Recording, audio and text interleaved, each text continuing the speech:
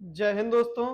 षष्ठी classes के YouTube channel में आप सभी का हार्दिक स्वागत है। दोस्तों हिंदी की श्रृंखला में मैं आज आपको बहुत ही महत्वपूर्ण चीजें बताने वाला हूं।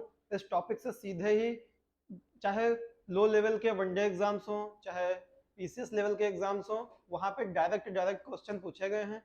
तो मैंने डायरेक्ट जो है वन लाइनर टाइप में आपके लिए ये शॉर्ट वीडियो लेके आया हूँ। काफी जगह से मैंने जो है चीजें एकत्र की हैं यहाँ पे, और मैं आपको शॉर्ट में 15-20 मिनट में बहुत सारी चीजें यहाँ पे बताने वाला हूँ। ठीक है दोस्तों, देखिए जो हमारी संस्कृत भाषा है, देखिए यहाँ पे हम थोड़ा संस्कृत के बारे में पढ़ेंगे, क्योंकि संस्कृत से ही हिंदी का जन्म हुआ है।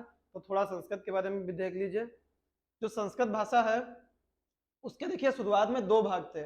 एक है देखिए वैदिक संस्कृत, दूसरा था लौकिक संस्कृत। तो जो ऋग्वेद हमारा है वो वैदिक संस्कृत में लिखा गया था, और वैदिक संस्कृत दोस्तों बहुत ही कठिन होती थी, उसको समझना काफी कठिन काम था। और बाद में लौकिक संस्कृत आई, जो कि महर्षि परणि जी ने संस्कृत को व्याकरणबद्ध किया, वो भी हम आगे पढ़ने वाले हैं। अब देख लीजिए लौकिक संस्कृत में हमारे दो महाकाव्य हैं, जो रामायण और महाभारत, ये लिखे गए हैं। तो यहाँ से सीधे क्वेश्चन आता है कि रामायण और महाभारत किस संस्कृत में लिखे गए हैं, तो आप बताएंगे लौकिक संस्कृत। और लौकिक संस्कृत का एक दूसरा नाम है दोस्तों, उसको हम लोग बोल देते हैं क्लासिक संस्कृत। ठीक है, क्या बोल देते हैं? क्लासिक संस्कृत। क्लासिक संस्कृत लौकिक संस्कृत का ही दूसरा नाम है। तो ये भी आप याद रखेंगे, कहीं कहीं लौकिक ना देके क्लासिक संस्कृत दिया होगा, तब भी आप यही सोचेंगे, समझेंगे कि लौकिक संस्कृत ही क्लासिक संस्कृत है। तो हमारे दो महाकाव्य कौन है? रामायण और महाभारत। रामायण की रचना दोस्तों किसने की है? रामायण की रचना महर्षि वाल्मीकि जी ने की है। और रामायण में टोटल 24,000 श्लोक हैं और 7 कांड हैं। रामायण के जो अध्याय होते हैं उनको हम क्या बोलते हैं? कांड बोलते हैं। ठीक है, तो रामायण में कितने श्लोक हैं देख लीजिए दोस्तों। रामायण में है 24,000 श्लोक। 24,000 श्लोक हैं, 24,000 श्लोक हैं हमारे। और रामायण की रचना किसने की है? रामायण की रचना की है महर्षि वाल्मीकि जी ने। महर्षि वाल्मीकि जी ने। तो ये चीज आप ध्यान रखेंगे। और इसमें टोटल कितने कांड हैं? तो टोटल 7 कांड हैं इसमें, 7 कांड। और कांड हम किसको बोलते हैं? अध्याय को हम कांड बोलते हैं। जैसे मैंने आप लोगों को बताया था कि कहीं कहीं पर अध्याय को प्रकरण भी बोला जाता है, तो यहाँ पे अध्याय को हम कांड बोलते हैं। ठीक है, दूसरा हमारा और रामायण को हम आदि ग्रंथ भी कह देते हैं। और रामायण के जो रचयिता है वाल्मीकि जी, इनको हम आदि कवि कहते हैं। संस्कृत का पहला महाकाव्य रामायण ही है, और इसको लिखने वाले जो हैं वो महर्षि वाल्मीकि हैं। तो रामायण को हम आदि ग्रंथ और महर्षि वाल्मीकि को आदि कवि बोलते हैं। इसकी रचना श्लोकों में हुई है। टोटल 24,000 श्लोक हैं, 7 कांड हैं। दूसरा है हमारा महाभारत। दूसरा महाकाव्य महाभारत है। इसका पुराना नाम दोस्तों जय संहिता था। ये विश्व का और भारत का ही नहीं अपितु विश्व का भी सबसे बड़ा महाकाव्य है। इसकी रचना महर्षि कृष्ण द्वैपायन बादरायण व्यास जी ने की है, जिनको वेद व्यास भी कहते हैं। आप सभी इनसे भली भांति परिचित हैं। इसमें तकरीबन 1,00,000 श्लोक हैं, इसीलिए इसको सहस्त्र संहिता भी कह दिया जाता है, क्योंकि इसमें 1,00,000 श्लोक हैं। ठीक है, तो ये चीज आप लोग ध्यान रखेंगे। और इसी का एक ग्रंथ है जिसको हम बोलते हैं हरिवंश पुराण। ये याद रखिए, हरिवंश पुराण जो है, हरिवंश पुराण, ये किससे संबंधित है? महाभारत से। हरिवंश पुराण ये इसी का ग्रंथ है। इस हरिवंश पुराण और महाभारत, महाभारत में 84,000 श्लोक हैं, हरिवंश पुराण में तकरीबन 16,000 श्लोक हैं। तो जब हम दोनों के श्लोक मिला देते हैं तो वो तकरीबन 1,00,000 श्लोक बनते हैं। तो महाभारत का पुराना नाम जय संहिता। महाभारत को लिखा है महर्षि कृष्ण द्वैपायन बादरायण व्यास जी ने, जिनको हम वेद व्यास कहते हैं। और इसमें टोटल महाभारत में 84,000 श्लोक हैं, और इसी का एक पुराण है हरिवंश पुराण, जिसमें 16,000 श्लोक हैं। जब हम दोनों को मिला देते हैं तो 1,00,000 श्लोक हो जाते हैं। तो याद रखिएगा, महाभारत में 1,00,000 श्लोक हैं। आगे देखिएगा, जो हमारा संस्कृत व्याकरण था, जब वैदिक संस्कृत से बिगड़कर लौकिक संस्कृत की ओर हम लोग बढ़ रहे थे, तो सर्वप्रथम एक महर्षि थे कात्यायन। क्या नाम था इनका? कात्यायन। इन्होंने संस्कृत व्याकरण के बिगड़ते हुए स्वरूप का अध्ययन किया था और इसे व्याकरणबद्ध करने का प्रयास दोस्तों किया था, लेकिन उनको बढ़िया सफलता नहीं मिली थी। इस परिप्रेक्ष्य में सबसे बढ़िया सफलता किसको मिलती है? महर्षि परणि जी को। तो महर्षि परणि ने सर्वप्रथम संस्कृत को क्या किया था? व्याकरणबद्ध किया था। और संस्कृत व्याकरण और संस्कृत व्याकरण पर आधारित ग्रंथ क्या लिखा था? अष्टाध्यायी लिखा था। क्या कौन सा ग्रंथ लिखा था? अष्टाध्यायी। तो अष्टाध्यायी के लेखक महर्षि पंडित जी हैं और अष्टाध्यायी का मतलब होता है 8 अध्याय।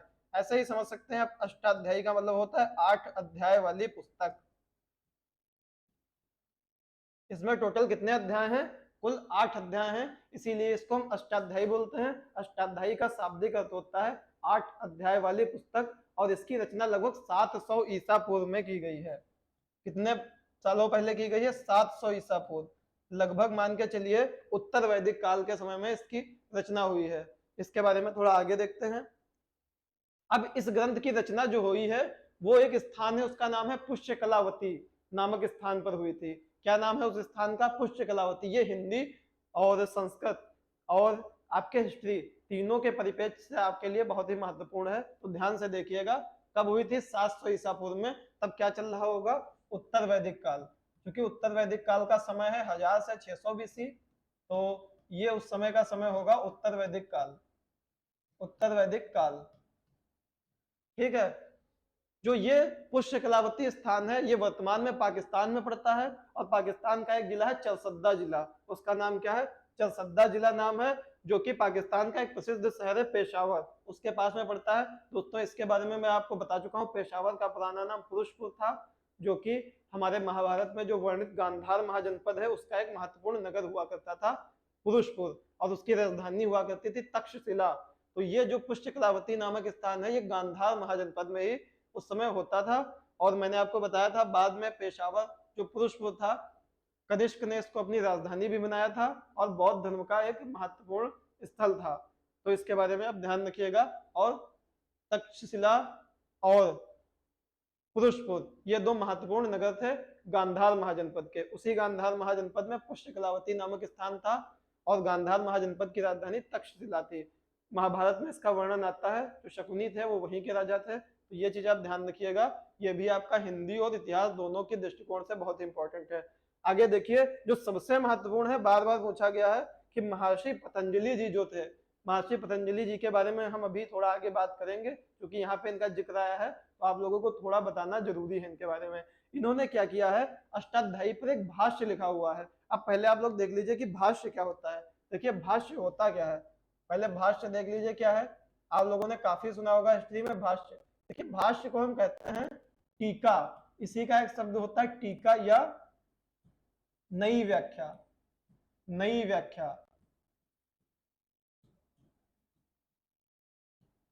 नई व्याख्या। देखिए अष्टाध्यायी पुस्तक जो थी उसका नए सिरे से जो व्याख्या की वो किसने की? महर्षि पतंजलि जी ने। दोस्तों जो हमारी संस्कृति रही है, जो हमारी सनातन संस्कृति है, उसमें होता क्या है, पुराने जो ग्रंथ होते हैं उनका नए सिरे से, नए आचार्य से, पुराने आचार्यों ने कोई ग्रंथ लिखा, तो जब नए आचार्य आते हैं तो अपने समय के अनुसार जो है उसका नई व्याख्या करते हैं। जैसे मैं आपको बता देता हूँ ब्रह्म सूत्र, आप लोग याद रखिएगा। ब्रह्म सूत्र की रचना किसने की थी? बादरायण व्यास जी ने। बादरायण व्यास जी ने।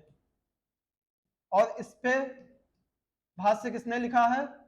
शंकराचार्य जी ने। शंकराचार्य जी ने इस पे भाष्य लिखा है। शंकराचार्य जी ने इस पे भाष्य लिखा है, यानी कि ब्रह्म सूत्र की अपने समय के हिसाब से नई व्याख्या की है। तो याद रखेंगे ये हमारी संस्कृत का नियम ही रहा है, पुराने आचार्य जो पुस्तकें लिखते हैं नए आचार्य उन पर आकर अपने समय के हिसाब से उनकी नई व्याख्या करते हैं। जैसे रामायण की नई व्याख्या उत्तर रामचरितमानस के माध्यम से भवभूत जी ने की, फिर उसके बाद रामचरितमानस के रूप में तुलसीदास जी ने की। सेम ऐसे ही अष्टाध्यायी की नई व्याख्या किसने की? महर्षि पतंजलि जी ने। और ब्रह्मसूत्र की नई व्याख्या किसने की? शंकराचार्य जी ने। ठीक है, तो ये हमारी संस्कृति का अभिन्न अंग है, पुराने ग्रंथों की नई व्याख्या करना जो नए आचार्य आते हैं। ठीक है, तो आज से आप लोग भाष्य शब्द याद रखिएगा, टीका या नई व्याख्या करना इसका अर्थ होता है। तो ये चीज आप लोग ध्यान रखिएगा। तो इन्होंने कौन सा महाभाष्य लिखा था? इन्होंने अष्टाध्यायी पर एक महाभाष्य लिखा था महर्षि पतंजलि जी ने, जिसको इन्होंने नाम दिया था व्याकरण महाभाष्य। याद रखिएगा, महर्षि पतंजलि जी के द्वारा लिखा गया जो महाभाष्य उसका नाम है व्याकरण महाभाष्य। आगे देखते हैं, महर्षि पतंजलि जी के बारे में थोड़ा सा देख लीजिए। महर्षि पतंजलि जो है योग दर्शन के आदि प्रणेता हैं। हमारे हिंदू धर्म में बहुत सारे दर्शन हैं, जैसे योग दर्शन है, सांख्य दर्शन है जिसके प्रणेता कपिल मुनि हैं, मीमांसा दर्शन है जिसके प्रणेता जैमिनी ऋषि हैं, उत्तर मीमांसा दर्शन है जिसके प्रणेता बादरायण व्यास जी हैं, योग दर्शन के प्रणेता महर्षि पतंजलि जी ने हैं, चारवाक दर्शन के प्रणेता चारवाक जी हैं, न्याय दर्शन है, वैशेषिक दर्शन है, न्याय दर्शन के प्रणेता बृहस्पति जी हैं। तो ऐसे ही जो है हमारे हिंदू धर्म में बहुत सारे दर्शन हैं, तो उसमें से एक दर्शन है योग दर्शन। तो उसके प्रणेता, चूंकि देखिए दर्शन हमारा इतिहास का टॉपिक है तो यहाँ पे हम उस पर ज्यादा बात नहीं करेंगे, यहाँ पे हम अपने हिंदी के बारे में बात करते हैं। देखिए महर्षि पतंजलि योग दर्शन के आदि प्रणेता हैं, क्योंकि यहाँ पे महर्षि पतंजलि जी का जिक्र आया है तो इसके बारे में आप लोग जान लीजिए, हो सकता है आपको कहीं काम ही आया आगे। इन्होंने क्या किया है, योग सूत्र की रचना की है। योग दर्शन के प्रणेता है महर्षि पतंजलि जी। इनका समयकाल 200 से 100 ईसा पूर्व के आसपास माना जाता है और ये पुष्यमित्र शुंग के समकालीन माने जाते हैं। ठीक है, जब मौर्य वंश के बाद शुंग वंश आता है तो उसके राजा बनते हैं पुष्यमित्र शुंग जी।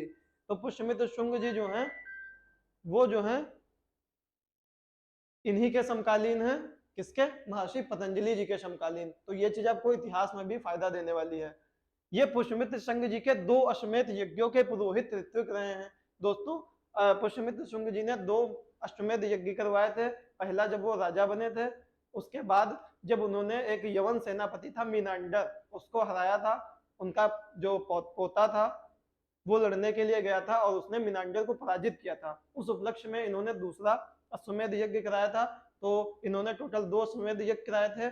इस यज्ञ की जानकारी हमें मिलती कहाँ से है, तो देखिए इसकी जानकारी में साकेत, साकेत अयोध्या का पुराना नाम है, मैं आपको बता चुका हूँ। इस अभिलेख से हमें ये जानकारी मिलती है कि इन्होंने पुष्यमित्र शुंग जी ने 2 अश्वमेध यज्ञ कराए थे और दोनों अश्वमेध का जो ऋत्विक यानी कि पुरोहित कौन थे, वो थे हमारे महर्षि पतंजलि जी। देखिए जो यज्ञ के लिए जो ब्राह्मण आते हैं उनको हम ऋत्विक या पुरोहित बोलते हैं और जो व्यक्ति यज्ञ का आयोजन करवाता है उसको हम यजमान बोलते हैं। तो यहाँ पे जो हमारे महर्षि पतंजलि जी हैं वो ऋत्विक या पुरोहित हैं और पुष्यमित्र शुंग जी यजमान थे। तो ये चीज भी आप लोग ध्यान रखेंगे। आगे देखिएगा, सबसे महत्वपूर्ण टॉपिक माहेश्वर सूत्र या जिनको हम शिव सूत्र भी कहते हैं। यहाँ पे हम केवल हिंदी के परिप्रेक्ष्य से पढ़ेंगे, बहुत डीप नहीं जाएंगे। हिंदी में जो क्वेश्चन पूछे गए हैं बस उतने तक ही हम सीमित रहेंगे। यहाँ पे देखिए माहेश्वर सूत्र के बारे में कहा जाता है कि महर्षि परणि जी ने शंकर जी की तपस्या की थी, तो शंकर जी ने खुश होकर डमरू बजाया था, तो उसी डमरू से जो है इन सूत्रों की रचना हुई थी, इसीलिए इनको हम माहेश्वर सूत्र या शिव सूत्र कहते हैं। तो बस इनका एक क्वेश्चन पूछा गया, इनकी संख्या कितनी है, तो इनकी संख्या टोटल कितनी है, 14 है। याद रखिएगा माहेश्वर सूत्रों की संख्या 14 है। इनका उल्लेख अष्टाध्यायी में हुआ है और पूरा जो अष्टाध्यायी ग्रंथ है वो इन्हीं माहेश्वर सूत्रों पर ही आधारित है। तो हम कह सकते हैं संस्कृत व्याकरण इन्हीं माहेश्वर सूत्रों पर आधारित है, क्योंकि अष्टाध्यायी संस्कृत व्याकरण पर आधारित है और अष्टाध्यायी माहेश्वर सूत्रों पर आधारित है। तो हम कह सकते हैं कि संस्कृत व्याकरण जो है वो माहेश्वर सूत्रों पर ही आधारित है। अब एक चीज देख लीजिए, इनको संस्कृत व्याकरण का आधार माना गया है, जो मैंने आपको बता दी। अब देखिए संस्कृत में स्वरों को क्या कहा जाता है, अच, और व्यंजनों को क्या कहा जाता है, हल। और एक चीज ये याद रखिएगा, जब हम लोग हिंदी पढ़ते हैं तो एक शब्द प्रयोग करते हैं मूल भाषा। क्या प्रयोग करते हैं, मूल भाषा। तो जब हम हिंदी पढ़ रहे होते हैं, क्योंकि हिंदी का जन्म संस्कृत से ही हुआ है, तो जो हिंदी की जो मूल भाषा हुई, क्योंकि हिंदी का जन्म संस्कृत से हुआ है, हिंदी की 70% व्याकरण शब्द को सब संस्कृत से ही आया है। तो जब हम हिंदी के परिप्रेक्ष्य हिंदी पढ़ रहे होते हैं तो मूल भाषा का हम संदर्भ जो है किसके परिप्रेक्ष्य में लेते हैं, संस्कृत के परिप्रेक्ष्य में लेते हैं। तो जहां पर भी हिंदी पढ़ रहे होंगे और मूल भाषा का बात आएगी तो वहां पर हम संस्कृत मान लेंगे ऑटोमेटिक, ये चीज मैं आपको बताया दे रहा हूँ। और जहां पर मूल व्याकरण की बात आएगी वहां पर हम संस्कृत व्याकरण समझेंगे। जैसे मैं कहूंगा कि मूल व्याकरण में ये होता है तो आप समझ जाएंगे कि संस्कृत व्याकरण की बात की जा रही है। तो संस्कृत में स्वरों को अच और व्यंजनों को हल कहा जाता है। आगे देखिए, संस्कृत में स्वरों की संख्या कितनी होती है, 13, और हिंदी में होती है 11। संस्कृत में स्वरों की संख्या होती है 13 और हिंदी में होती है 11। अब देखिए संस्कृत में 2 स्वर कौन से ज्यादा हैं, देखिए लघु स्वर, गुरु स्वर या ह्रस्व स्वर। जो छोटे स्वर होते हैं जिनकी एक मात्रा लगती है, जो एक डंडा ऐसे हम खींच देते हैं, और जो दीर्घ स्वर होती है जिनकी 2 मात्राएं होती हैं, जो एक इस तरह से हम खींच देते हैं। और दोस्तों ये मात्रा गिनना मैं आपको छंद वाले टॉपिक में बहुत अच्छी तरीके से बताऊंगा कि हमको कैसे मात्राएं गिननी है। यहाँ पर केवल आप ये समझिए कि ह्रस्व स्वर की मात्रा एक डंडे से लगती है और दीर्घ स्वर की मात्रा एस बना के लगती है। ह्रस्व स्वर को बोलने में कम समय लगता है, दीर्घ स्वर को बोलने में ह्रस्व स्वर से 2 गुना समय लगता है। तो देखिए हिंदी में कितने होते हैं ह्रस्व स्वर, छोटा, छोटी, बड़ा वो ऋण, केवल इतने होते हैं। ये लिरी नहीं होता है, देखिए एक स्वर होता है लिरी, ये हिंदी में प्रयोग में नहीं आता है, किंतु इसका प्रयोग संस्कृत में होता है। तो देखिए संस्कृत में 1 2 3 4 5 दीर्घ स्वर होते हैं, हिंदी में केवल 4 ही होते हैं। अब देखिए दीर्घ स्वर कौन कौन से होते हैं संस्कृत में, छोटा, सॉरी बड़ा, ई बड़ी, बड़ा ऊ, ए आई ओ आओ, हिंदी में इतने ही होते हैं। लेकिन संस्कृत में एक और होता है, इसको हम बोलते हैं दीर्घ री। ये क्या है हमारा दीर्घ री, दीर्घ री, ये हमारा दीर्घ री, ठीक है, ये हमारा दीर्घ री है। तो ये चीज आप लोग ध्यान रखेंगे। तो ये दीर्घ री और लिरी, ये 2 स्वर ज्यादा हैं, इसीलिए संस्कृत में 13 स्वर होते हैं। बहुत लोग ये अंगा और आ को स्वर कहने लगते हैं, तो आप लोग ध्यान रखिएगा, अंगा और आ स्वर नहीं है, ये है अयोगवाह। ये हिंदी में भी अयोगवाह ही है और संस्कृत में भी अयोगवाह ही है। अंगा जो है हमारा अनुस्वार है और आ जो है हमारा विसर्ग है। ये किसी भी मायने में ना हिंदी में स्वर है और ना संस्कृत में स्वर है। संस्कृत में 13 स्वर इसलिए हैं, 2 स्वर ज्यादा, क्योंकि यहाँ पे लिरी और दीर्घ री ये दोनों स्वर हैं। हिंदी में इनका प्रयोग कतई नहीं होता है, कहीं पर नहीं होता, इसीलिए हिंदी में इनका जिक्र भी नहीं होता है। मैंने आपके लिए बता दिया है, अगर आप लोग संस्कृत की तैयारी करेंगे तो आपको लाभ मिलेगा ये पढ़ के। आगे देखिए, ये तीनों क्वेश्चन ध्यान रखिएगा, तीनों क्वेश्चन पीसीएस लेवल के एग्जाम्स में आए हुए हैं और वन डे एग्जाम्स में बहुत बार पूछे गए हैं। अपभ्रंश का पाणी हेमचंद्र को कहा जाता है, मतलब अपभ्रंश भाषा का जो व्याकरण का निर्माण किया गया है, पर्णी कौन है, आचार्य पर्णी संस्कृत व्याकरण का निर्माण करने वाले हैं। तो पर्णी शब्द, अगर हम पर्णी शब्द का प्रयोग करते हैं तो उसका प्रयोग होगा उस भाषा का व्याकरण बनाने वाला व्यक्ति, क्योंकि पर्णी जी ने संस्कृत व्याकरण बनाया है। तो अपभ्रंश का पर्णी कौन हो गया, हेमचंद्र जी। तो यानी कि हेमचंद्र जी ने अपभ्रंश भाषा के व्याकरण का निर्माण किया होगा। तो हेमचंद्र जी एक जैन मुनि है और ये कम से कम 1000 ईस्वी के आसपास इन्होंने अपभ्रंश भाषा के व्याकरण का निर्माण किया था। और चूंकि हिंदी का भी सौसैनी अपभ्रंश से हिंदी की उत्पत्ति हुई है, तो इसीलिए यहाँ पे ये क्वेश्चन पूछा गया। अब देखिए हिंदी का पर्णी कौन है, हिंदी व्याकरण का निर्माण किसने किया है। तो याद रखिएगा, हिंदी का पर्णी कहा जाता है कामता प्रसाद गुरु जी को। और ये नाम आप लोग याद रखिएगा, अगर आप लोगों ने हिंदी पढ़ी है और इनका नाम अगर नहीं सुना है तो समझ लीजिए आपने कोई भी हिंदी नहीं पढ़ी है।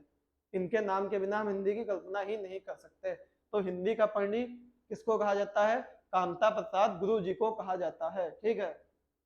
कामता प्रसाद गुरु जी की जो पुस्तक का नाम है उसका नाम है हिंदी व्याकरण। कामता प्रसाद जी ने जो पुस्तक लिखी है उसका नाम है हिंदी व्याकरण। और एक क्वेश्चन पूछा गया है, कामता प्रसाद गुरु जी जो है द्विवेदी युग के लेखक हैं। जब मैं आपको हिंदी गद्य का इतिहास और हिंदी पद्य का इतिहास पढ़ा रहा था, वहां पे मैंने आपको बताया था कि कामता प्रसाद गुरु जी जो हैं वो द्विवेदी युग के लेखक हैं। आगे मैंने पिक्स भी लगा दी हैं कामता प्रसाद गुरु जी की, देखिए ये हमारी पिक है और इनके बारे में थोड़ा जान लीजिए। इनका जो जन्म है वो मध्य प्रदेश के सागर जिले में हुआ था। कहाँ हुआ था, मध्य प्रदेश के सागर जिले में। और भारत सरकार ने इनके सम्मान में एक बार डाक टिकट भी जारी किए हैं, डाक टिकट भी जारी किए हैं, ये चीज आप लोग याद रखिएगा। इनके सम्मान में भारत सरकार ने डाक टिकट भी जारी किए हैं और इनका जन्म मध्य प्रदेश के सागर जिले में हुआ था। और एक चीज आप देख लीजिए, यहाँ पे आप लोग बहुत स्पष्ट तरीके से अगर आप 360 पिक्सल में लगाएंगे, पहली बात आप लोग जो है अपने वीडियो की क्वालिटी 360 पिक्सल कर लीजिएगा, आपको यह बहुत आसानी से दिखेगा। देखिए यहाँ पे लिखा है कामता प्रसाद गुरु जन्म शती ग्रंथ, लिखा है नागरी प्रचारिणी। एक चीज यहाँ पे दोस्तों देख लीजिएगा, यहाँ पे लिखा कैसे है, देखिए लिखा है नागरी, ये चीज आप लोग कंफ्यूज हो सकते हैं, प्रचारिणी, नागरी प्रचारिणी, इस तरह से लिखा हुआ है नागरी प्रचारिणी सभा। और मैंने आपको बताया था नागरी प्रचारिणी सभा की स्थापना बाबू श्याम सुंदर दास ने की थी। किसने की थी, बाबू श्याम सुंदर दास। ये भी एक क्वेश्चन है जो पूछा जाता है, याद रखिएगा आप लोग।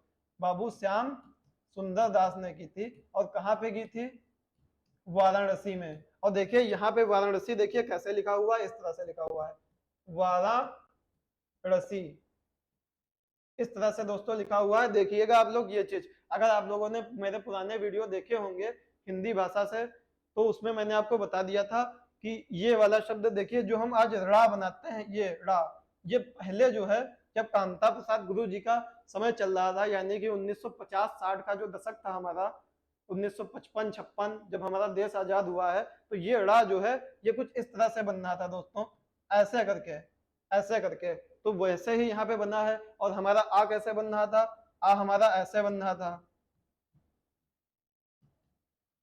ये इस तरह से आ बन रहा था, अब हमारा ऐसे बनने लगा है। और पहले झा हमारा इस तरह से बन रहा था, अब झा हमारा ऐसे बनने लगा है। तो ये चीज आप याद रखिएगा। तो आप इस तस्वीर को देख के जो प्रचारेणी वाराणसी लिखा हुआ है तो आप लोग कंफ्यूज मत होइए, ये प्रचारेणी ही लिखा हुआ है, ये ड़ा ही बना हुआ है। ठीक है, आगे इनकी एक और देखिए, हिंदी व्याकरण। यहाँ पर भी देखिए इनकी पुस्तक का नाम है हिंदी व्याकरण, हिंदी व्याकरण। देख लीजिएगा यहाँ पर भी वही कंडीशन है, ये ड़ा ही बना हुआ है, तो उसको मैं सही से लिख देता हूं, हिंदी व्याकरण, व्याकरण। और यहाँ पे देखिए लिखा है स्वर्गीय पंडित कामता प्रसाद गुरु, साहित्य वाचस्पति की इनको उपाधि दी गई है, और व्याकरणाचार्य, ये भी मैं सही से लिख देता हूं, ये लिखा है व्याकरणा, ऐसे देखिए लिखा है व्याकरणाचार्य, व्याकरणाचार्य। तो इसको सही से लिखेंगे तो ये ऐसे हो जाएगा व्याकरणाचार्य आज के हिसाब से। ठीक है, और इनको व्याकरणाचार्य की उपाधि मिली है, साहित्य वाचस्पति की उपाधि मिली है, और किसने दी है, नागरी प्रचारणी सभा, जो काशी की है, बनारस की है। इसकी स्थापना बनारस में हुई थी, नागरी प्रचारणी सभा की, और स्थापना की थी बाबू श्याम सुंदर दास ने। तो आज से आप लोग इनका नाम ध्यान रखिएगा, कामता प्रसाद गुरुजी, पंडित कामता प्रसाद गुरुजी, यही जो है हिंदी के जो है पढ़नी इनको कहा जाता है। इन्होंने ही हिंदी व्याकरण को एक सुव्यवस्थित रूप दिया है और एक पुस्तक की रचना की है, हिंदी व्याकरण। तो मेरे ख्याल से आप ये चीज ध्यान रखेंगे, और अगले वीडियो में मिलते हैं ऐसे इंटरेस्टिंग जानकारियों के साथ। दोस्तों, अगर आप मेरा ये वीडियो देख रहे हैं और चैनल को आपने सब्सक्राइब नहीं किया है तो चैनल को सब्सक्राइब कर दीजिए, और अपने दोस्तों में इस वीडियो को शेयर भी कर दीजिएगा। तब तक के लिए दोस्तों, जय हिंद।